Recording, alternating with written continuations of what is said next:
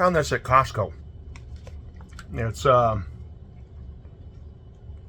Girl Scout cookie coconut caramel bites. It's supposed to be like the Samoas, which are really tasty, like coconut, caramel, chocolate. It's good stuff. I like it.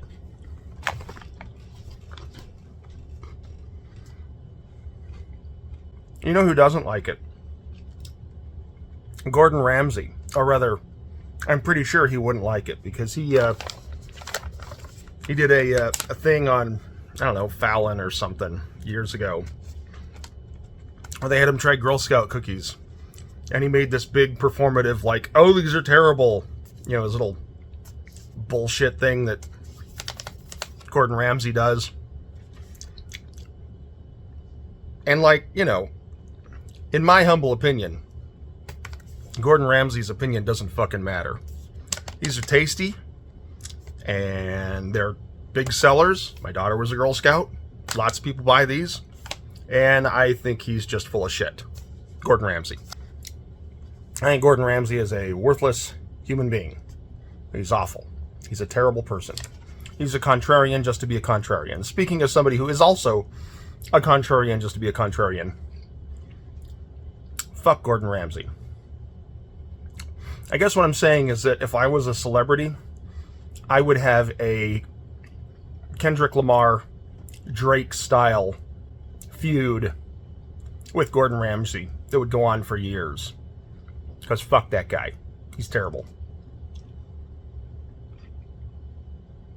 Hey, what am I playing?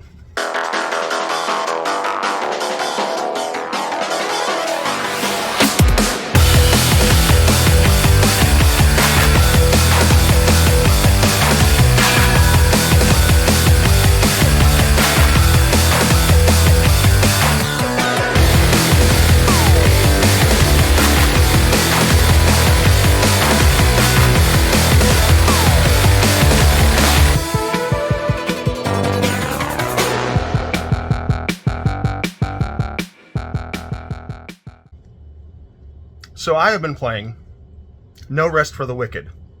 I've been playing this on Steam. When I was a child,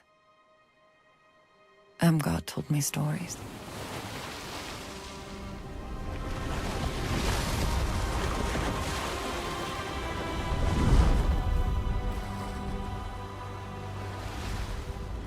Said the pestilence turned men's faces inside out.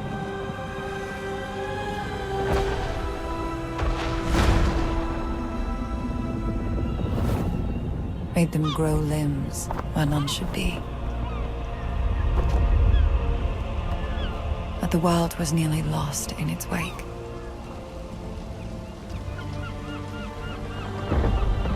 And she prayed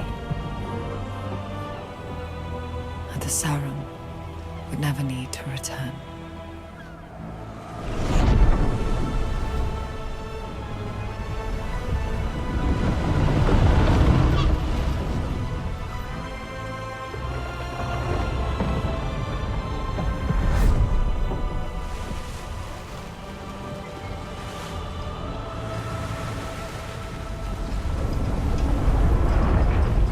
Turn back while we still can. It's an island, not a fairy tale. This is a fool's errand. There's no sum worth bringing the likes of them to shore.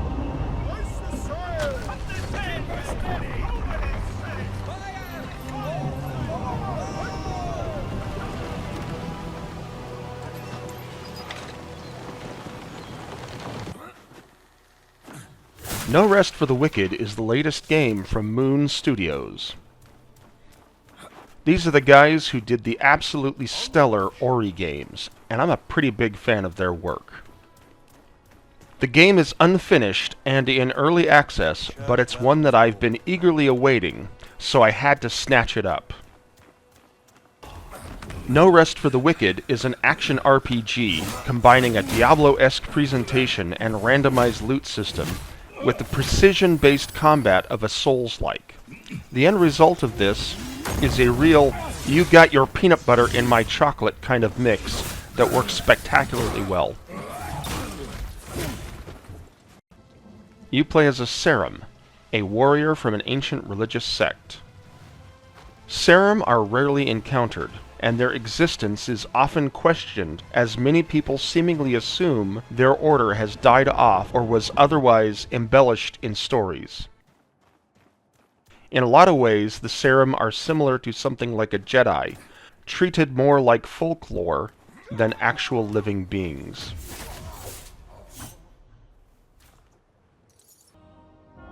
The game starts with the king's death and his young son claiming the throne as his kingdom is dealing with threats from a plague that corrupts everything it touches and turns men into risen, twisted creatures hell-bent on destruction.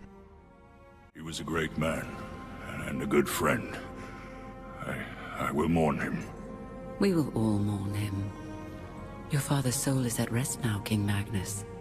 The people look to you for strength.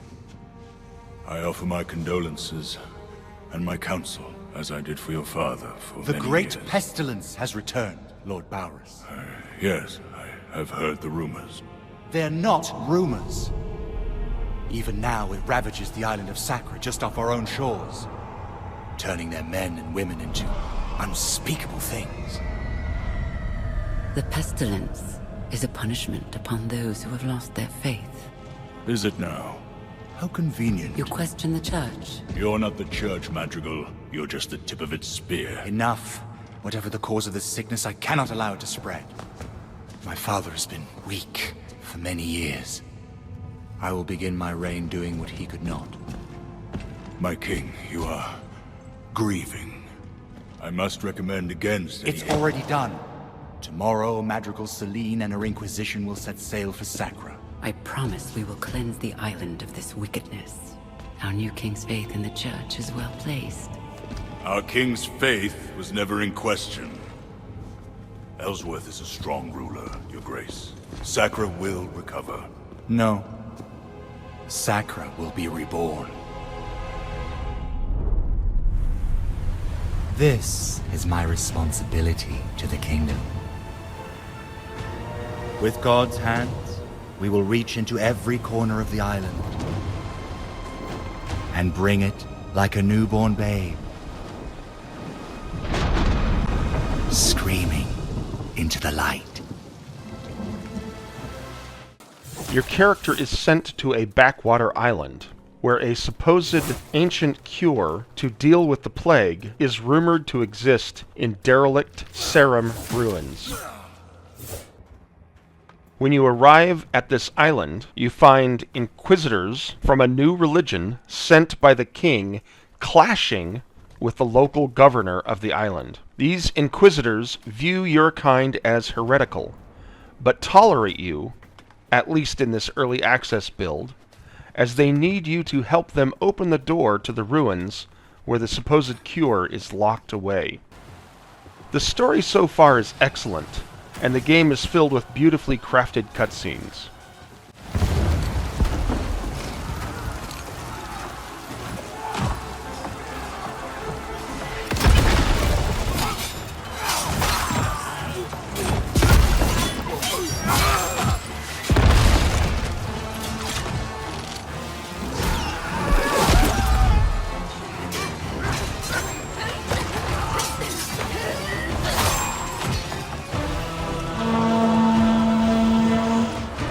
Let it burn! Show these mainlanders that Sacra is our island! Speaking of beautifully crafted things, the graphical design of the game is incredible. Everything has an almost painterly look to it. The textures look like they have brush strokes.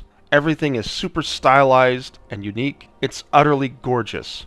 The game is isometric, like Diablo, but they borrow from the recent Animal Crossing games and curve the world the further away from the character you look. It's subtle enough that you don't really notice it as you're playing, but it makes it so you can see off in the distance and have long-range vistas that you otherwise wouldn't be able to get in a standard isometric game. From a gameplay perspective, this is a very by-the-book Souls-like. You have dodges, blocks and parries. You have slow, weighty attacks, and a focus on skill-based combat. It's done very well, and it's clear Moon Studios knows their stuff with respect to Souls-like combat.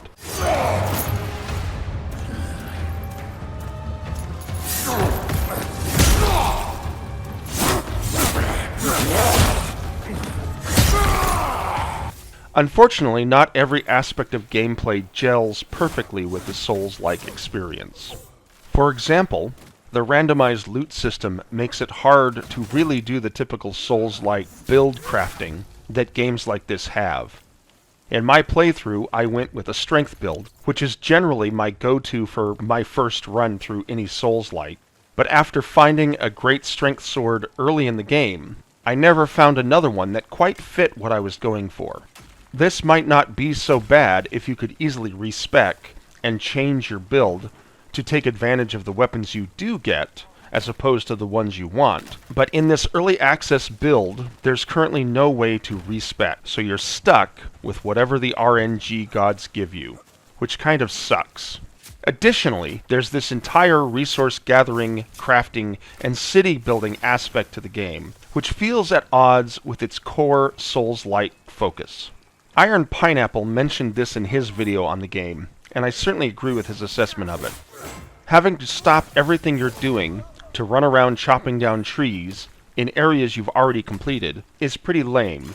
They do at least give you new quests and daily challenges in older areas, so at least there's always something fresh to do while you're gathering resources. Minor complaints aside, this is an incredible game, and I'm eager for the final release. This early access build only has the first section of the game, and after finishing what was there, I found myself wanting more, which is a very good thing. The full release will apparently have full online co-op, which I am excited for because I have a core group of friends who I love playing co-op Souls-likes with. The game also runs on the Steam Deck, though not terribly well right now. It struggled keeping a consistent frame rate and crashed frequently on my deck. A couple of the crashes were hard system crashes, and I had to force shut down my Steam Deck, which never feels good. I'd say right now the game isn't remotely ready for the Steam Deck, and they will have to really work at it to improve it and get it to a playable state. On PC, it probably could use more optimization as well, which I'm confident they'll do before final release. It seems to be a bit of a resource hog on PC. On my system, all of the fans ramp up, and it sounds like a jet engine while I play this game. And I've got a reasonably powerful system, with an i9 and an RTX 40 series GPU. I have a suspicion that dense vegetation, along with all the real-time weather effects, is probably pretty demanding on the CPU, but I could be wrong. Regardless, it definitely needs more optimization in general before release. But it's a great game, and one I recommend pretty highly, though I will caution against getting it in this early access state. It's one of those games that's just too good, and when you hit the unsatisfying end of the early access version, it's going to suck. If you're okay with that, get it now and check it out. If not, wait for the full release and pick it up then. No rest for the wicked. It's good stuff.